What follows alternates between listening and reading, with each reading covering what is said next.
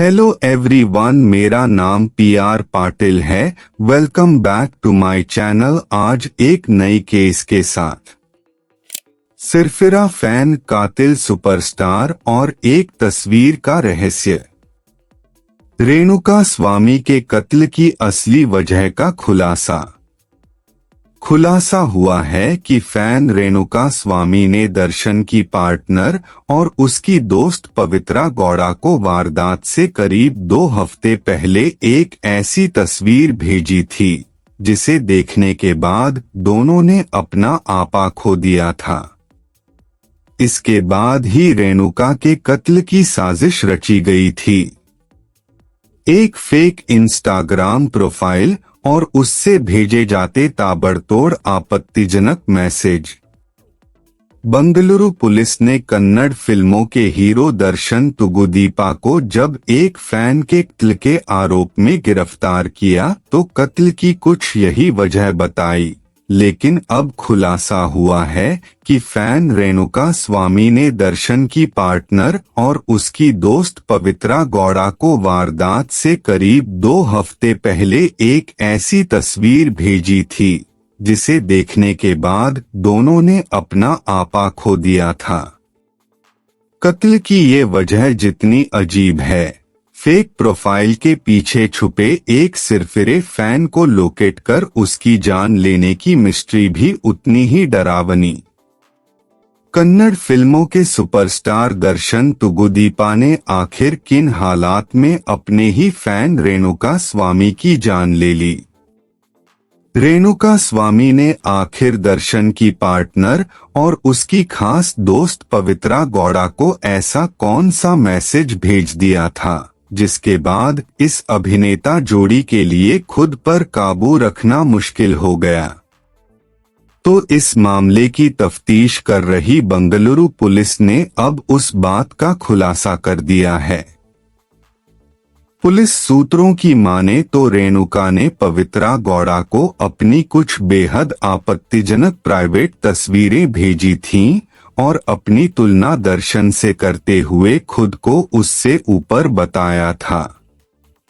इसके बाद पवित्रा गौड़ा खुद पर काबू नहीं रख सकी और उसने दर्शन के खासमखास पवन से इस बात की शिकायत की और उसने ये बात दर्शन तक पहुंचा दी। दर्शन और उसके साथियों ने रेणुका का कत्ल करने का फैसला कर लिया।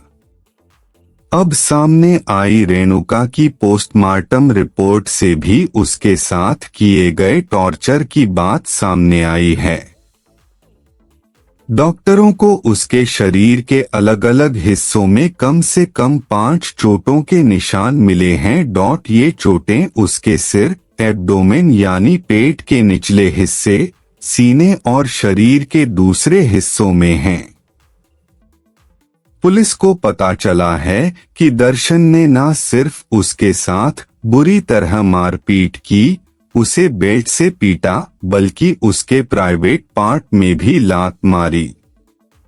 इसके बाद दर्शन के गुर्गों ने उसे पकड़कर शेड में खड़े एक मिनी ट्रक की तरफ फेंक दिया। सुपरस्टार दर्शन ने कहा, मेरा इरादा मारने का नहीं था। इससे उसके सिर में घातक चोट लगी और यही उसकी मौत की वजह बनी। पुलिस ने रेणुका स्वामी के कत्ल में इस्तेमाल किए गए तमाम हथियारों के साथ साथ वो मिनी ट्रक भी बरामद कर लिया है जिससे टकराने से रेणुका को सिर में घातक चोट लगी। लेकिन ये तो रही पुलिस सूत्रों के हवाले से अब तक की तफ्तीश की बात। रेणुका स्वामी के कत्ल को लेकर दर्शन ने पुलिस की पूछताछ में जो बातें कही हैं उसे जानना भी बेहद जरूरी है। उसने कहा है, मुझे जब पता चला कि रेणुका स्वामी बेंगलुरु पहुंच गया है तो मैं सीधे शेड में पहुंचा। मेरा इरादा उसे जान से मारने का नहीं था। जब मैं और पवित्रा शेड में पहुंचे तो रेणुका ने हमसे पूछा कि आखिर ऐसा क्या हो गया। इस पर मैंने उसे 2 थप्पड़ मारे। इस पर वो हमसे माफी मांगने लगा। मैंने उसे लंच करने के लिए पैसे भी दिए। पुलिस ने बरामद की स्कॉर्पियो, जिससे ठिकाने लगाई लाश। बकौल दर्शन उसने रेणुका स्वामी को पैसे भी दिए ताकि वो अपने होम टाउन चित्रदुर्ग वापस चले जाएं। इसके बाद वो वहां से लौट आया। हालांकि इस मामले की जांच कर रही पुलिस को दर्शन की इन बातों पर यकीन नहीं है, बल्कि पुलिस को लगता है कि दर्शन रेणुका स्वामी के कत्ल की साजिश में पूरी तरह से शामिल है। पुलिस ने दर्शन की वो स्कॉर्पियो कार भी बरामद कर ली है जिससे कातिलों ने वारदात को अंजाम देने के बाद रेणुका की लाश ठिकाने लगाई थी। इस स्कॉर्पियो पर कुछ खास किस्म के मार्क और दर्शन की तस्वीर थी, जो ट्रैफिक सिग्नल के पास लगे सीसीटीवी कैमरों में कैद हुए थे। पुलिस के लिए पहेली बना रेणुका स्वामी का मोबाइल फोन। बंगलुरु पुलिस ने बेशक रेणुका स्वामी के कत्ल का खुलासा कर दिया हो, कत्ल के आरोप में फिल्म स्टार दर्शन तुगुदीपा और उसकी पार्टनर पवित्रा गौड़ा समेत 19 लोगों को गिरफ्तार कर लिया हो, लेकिन मकतूल रेणुका का मोबाइल फोन अब भी पुलिस के लिए एक पहेली बना है। वैसे तो इस फोन में इस केस से जुड़े कई सबूत मौजूद हैं, जिनमें रेणुका की ओर से पवित्रा गौड़ा को भेजे गए वो आपत्तिजनक मैसेज और तस्वीरें भी शामिल हैं, जिसके चलते दर्शन और उसके गुर्गों ने कथित तौर पर उसकी जान ले ली। लेकिन उसके मोबाइल फोन में इससे भी अहम एक और सबूत मौजूद है, जिसमें उसने एक वीडियो में दर्शन और पवित्रा से अपने किए लिए माफी मांगता हुआ दिख रहा है। दर्शन के शिकंजे में आने के बाद उसके गुर्गों ने उससे एक ऐसा ही मैसेज रिकॉर्ड करवाया था। लाख कोशिशों के बावजूद नहीं मिला रेणुका का मोबाइल फोन। पुलिस को शक है कि रेणुका स्वामी के मोबाइल फोन को उसके कातिलों ने उसी गंदे नाले में निपटा दिया, जिस नाले में उन्होंने उसकी लाश ठिकाने लगाई थी। पुलिस को अपनी तफ्तीश में रेणुका के मोबाइल फोन की लास्ट लोकेशन कामाक्षी पाल्या के उसी नाले के पास मिली है, जहां से उसकी लाश बरामद हुई थी।